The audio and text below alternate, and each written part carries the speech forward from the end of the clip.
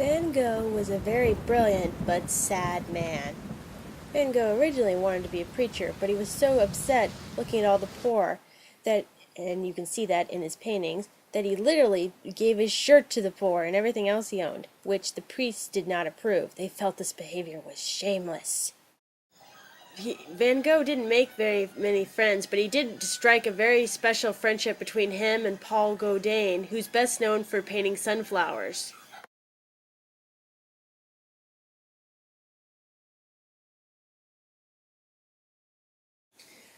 Vincent Van Gogh was very excited to have his good friend Paul Gauguin come visit him. He was even got two beds.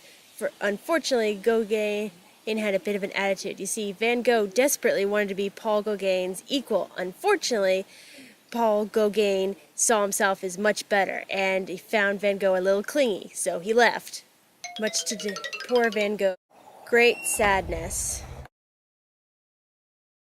Van Gogh did not handle his collapse in friendship very well. In fact, that's when he started to hear voices in his head, or rather in his ear, instructing him to kill his former friend.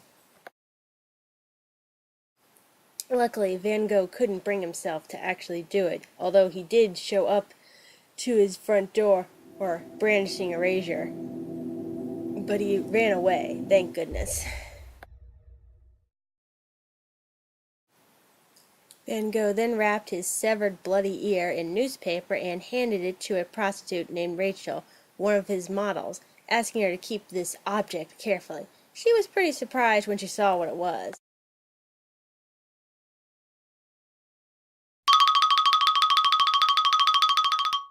Van Gogh then went home and went to bed.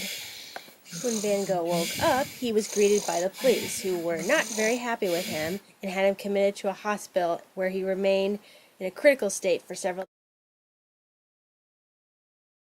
days. Back then, very little was known about mental illness, much less or how to help people who had mental illness, so he was just given lots of cold baths, which I'm sure was not fun.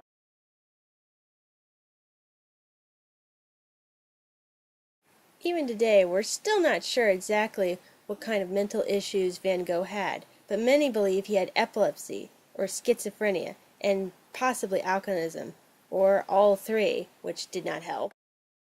Van Gogh had been hoping to go back to his beloved Yellow House, but by then 30 townspeople had signed a petition and had him removed from the neighborhood.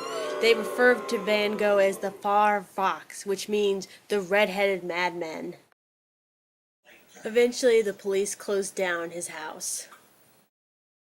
On July 27, 1890, at the age of 37, Van Gogh shot himself in the chest with a revolver, which I'm sure hurt a lot.